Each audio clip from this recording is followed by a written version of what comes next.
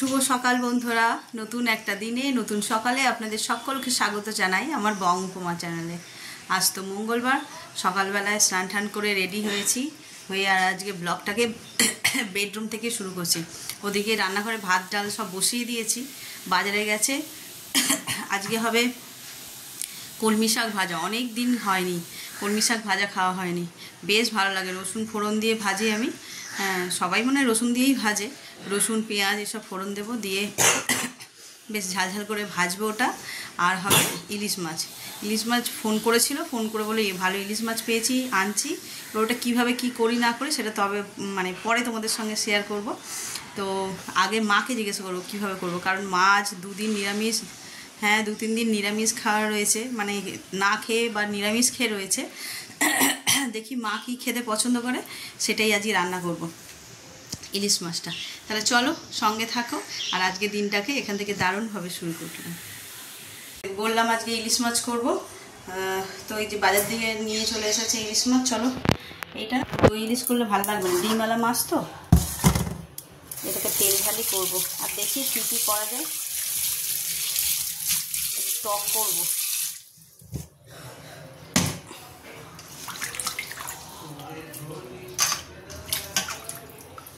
চলো মাছ কটাকে আগে ধুয়ে নিই ভালো করে, নিয়ে চট করে দিই, ওরা আবার খেয়ে কাজে যাবে।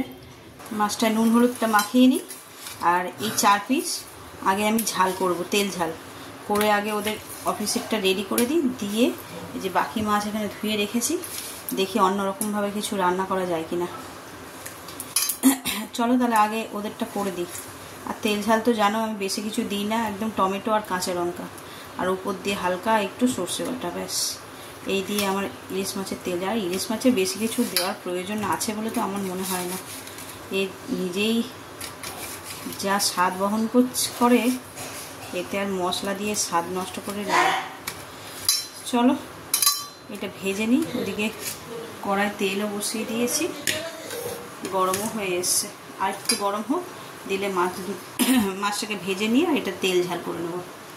কড়াই তেল গরম হয়ে গেছে, এবার মাছ কটা ভেজে নিই।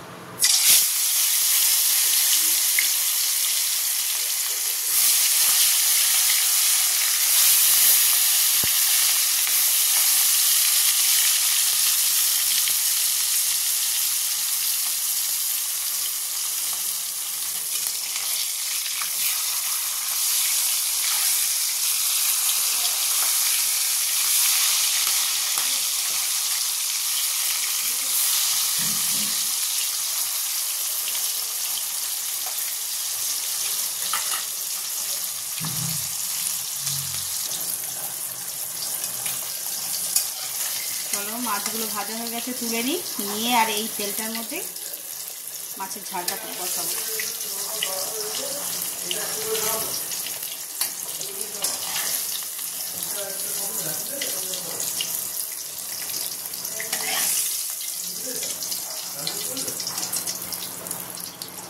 এটা কালো জিরে ফোড়ন দিয়ে করবো।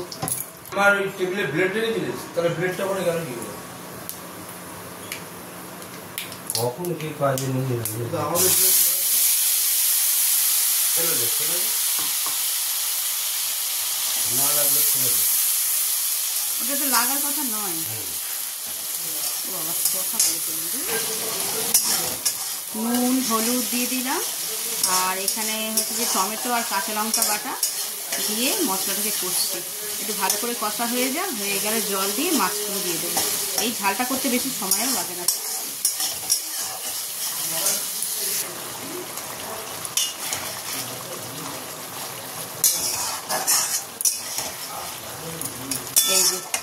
এই ঝালের মাছটা একদম রেডি। ভালো স্যার।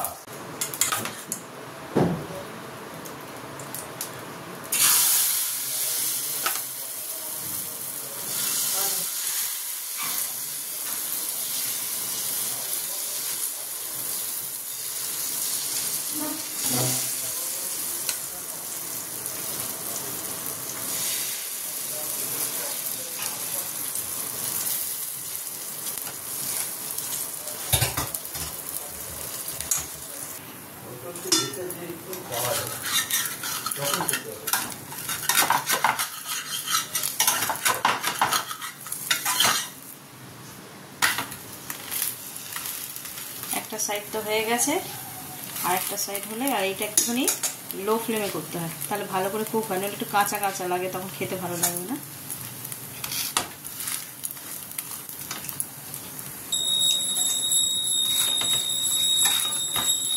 দেখো এটা একদম কুক হয়ে গেছে খুব ভালোভাবে 2 পিঠ। এবার এটাকে তুলে নিয়ে বাকিগুলো করে নিই। আর আজকে আমরা ব্রেকফাস্টে এটাই খাবো। আমরা বলতে কি, আমি, মা আর ওর বাবা, 3 জন। তো বাকি তো সবাই ভাত খেয়ে গেছে, ছেলে স্কুলেও চলে বেরিয়ে গেল এক্ষুনি। আর আমার গলাটা না আবার ধরেছে, কতবার যে হ্যাঁ হ্যাঁ হুড়ু করতে করতে ব্লক করছি, কি বিচ্ছিরি দেখাচ্ছে বলছে, শোনাচ্ছে।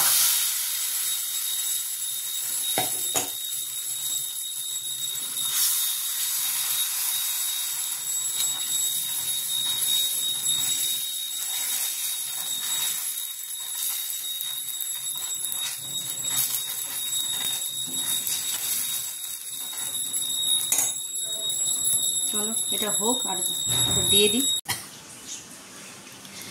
এই যে দেখলে ব্রেকফাস্টে গোলা রুটি বানিয়েছি।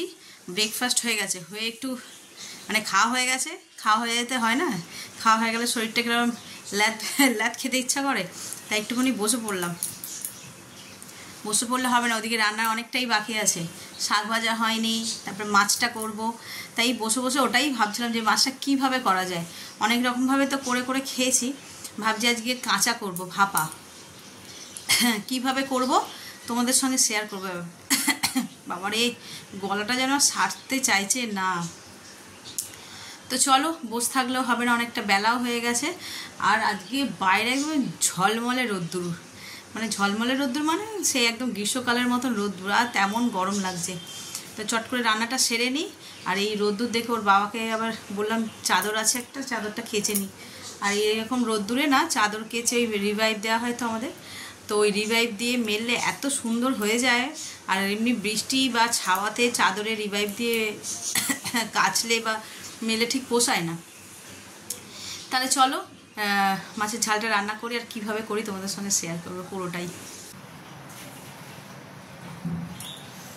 ইলিশ মাছটা রান্না করব বলে একটা কড়ার মধ্যে একটু মশলা নিয়েছি। এটা হচ্ছে যে সাদা সর্ষে, কাঁচা লঙ্কা আর অল্প একটু নারকেল, এটাকে ভালো করে পেস্ট করে তারপরে এটাকে ছেঁকেও নিয়েছি, যাতে নারকেলের ছিবড়া বলো আর সর্ষের ছিবড়া না থাকে।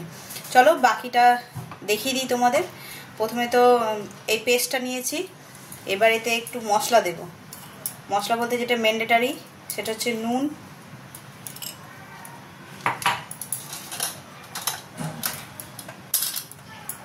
দেব হলুদ,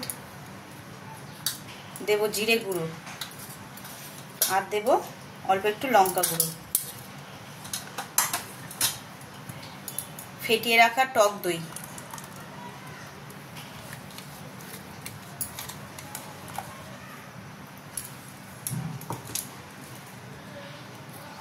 আর দেব গোটা 5টা কাঁচা লঙ্কা।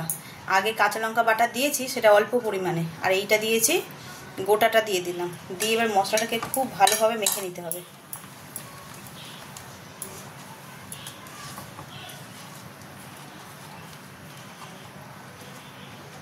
এটা মাখা হয়ে গেল। এবার এতে দিয়ে দেবো ইলিশ মাছগুলো। ইলিশ মাছগুলো একদম কাঁচাই রেখেছি, ভাজিয়ে নে। অল্প একটু নুন মাখানো আছে, হ্যাঁ, তাই নুনটা যে যার স্বাদ অনুসারেই দেবে।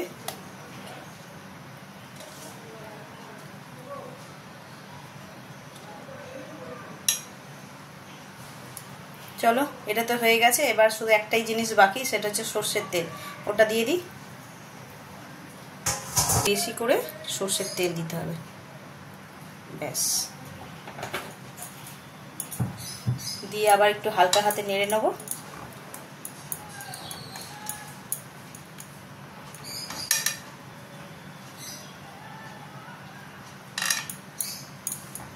এই একদম রেডি হয়ে গেল।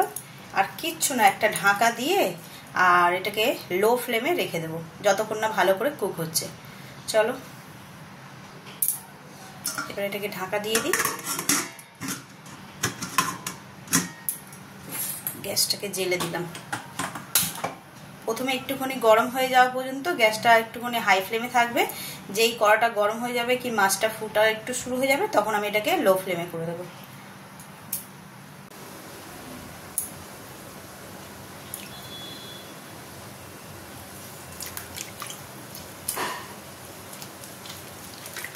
লেবুগুলো এই জলটায় কচলে নিচ্ছি, তার একটা কারণ আছে, দেখে অনেকেই বুঝতে পারছো।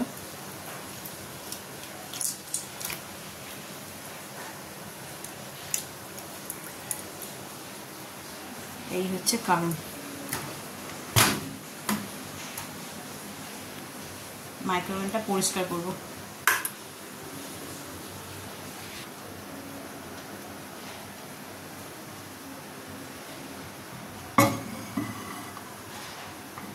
বেশ নোংরা হয়েছে।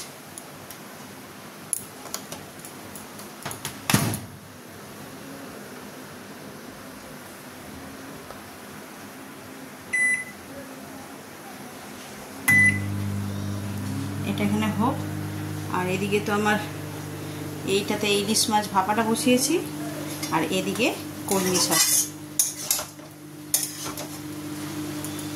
আর এখানে তো এই ডাল আলু ভাত এই সকালে যা যা রান্না করেছিলাম তাই।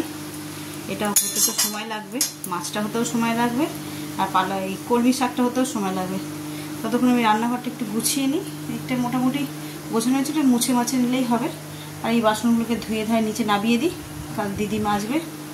চলো কাজগুলো সেরে নিই। এই দেখো 2 মিনিটে কি সুন্দর পরিষ্কার হয়ে গেল, একদম ঝকঝকে তকতকে।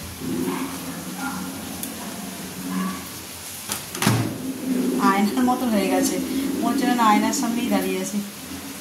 চলো, আর এদিকে আমার মাছের ঝালও হয়ে গেছে, আর একটু বাকি, সেটা তোমাদের দেখাচ্ছি। মাঝে না একবার আমি ঢাকনা খুলে উল্টে দিয়েছি মাছগুলো এপিট ওপিট করে, তো সেটা তোমাদের সঙ্গে শেয়ার করা হয়নি।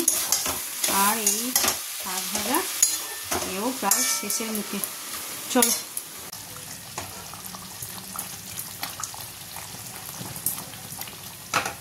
এ দেখো আমার একদম ইলিশ ভাপা রেডি, আর যেমন গন্ধ তেমন দেখতেও টেম্পটিং লাগছে।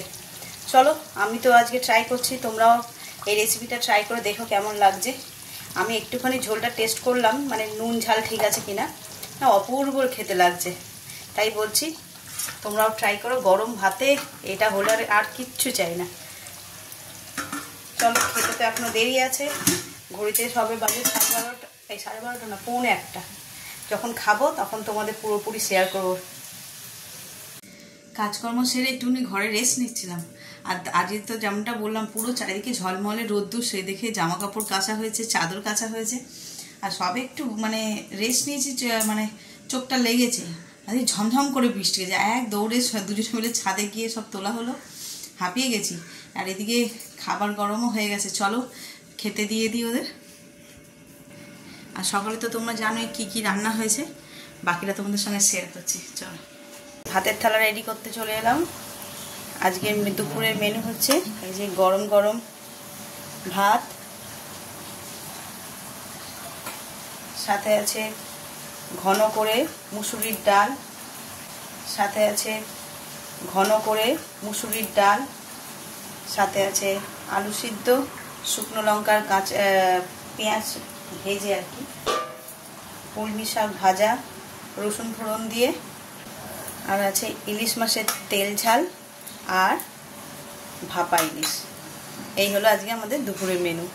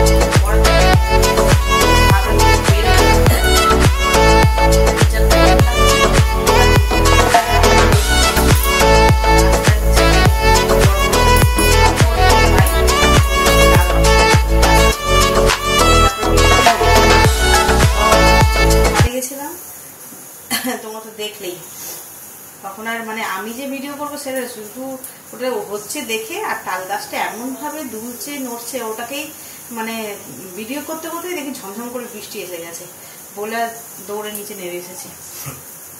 তারপরে হচ্ছে যে তারপরে ওখানটায় খুঁড়েছে, জল কাদা ভরে গেছে, তো ওইখান থেকে আর কি করে যাব, কাদা পাড়িয়ে পাড়িয়ে আর ইচ্ছা করলো না বেরোতে। তারপরে তো এত গরম লাগছে, তো এখন রাত্রিবেলায় না বেরোলেই নয় ঘরতে। এই যে পনির তরকা হবে, পনিরটা কেটে নিয়েছি, তরকা সিদ্ধ হয়ে গেছে, এবার করে নিলেই হয়ে যায়। আজকের মতন কাজ শেষ। বেশি গরম লাগলে না কিছু করতে ইচ্ছে করে না। তোমাদের সঙ্গে তো আগেও শেয়ার করেছি কিভাবে আমি পনির তরকা বানাই, একদম সিম্পল ওইভাবেই বানিয়ে দেবো।